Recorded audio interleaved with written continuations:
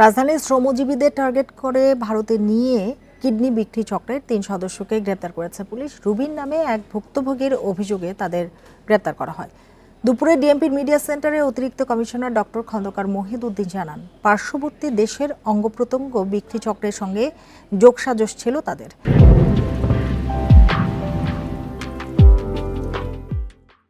গ্রেপ্তার হওয়ারে এ পর্যন্ত 10 জনকে ভারতে নেয়ার কথা বলে প্রাথমিক জিজ্ঞাসাবাদে স্বীকার করেছে। ডক্টর মহিদউদ্দিন আরও জানান, শুরুতে বিদেশে চাকরির কথা বলে ভারতে নেওয়া হতো, পরে নানা প্রলোভনেও কিডনি বেচতে রাজি না হলে বাধ্য করা হতো নানা কৌশলে। মূল্য হিসেবে দেয়া হতো 3 থেকে 5 লাখ টাকা।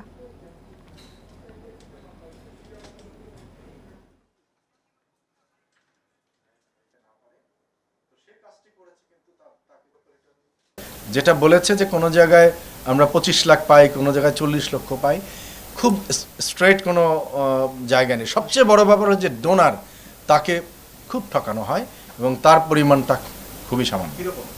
এই যে আমি বললাম এখানে 3 লক্ষ টাকা দেওয়া হয়েছিল, বোধহয় 6 লক্ষ টাকার কথাও বলছিল দিবে, কিন্তু আলটিমেটলি তাকে দেওয়া হয়েছে সর্বসাকুল্য 4,30,000 টাকা।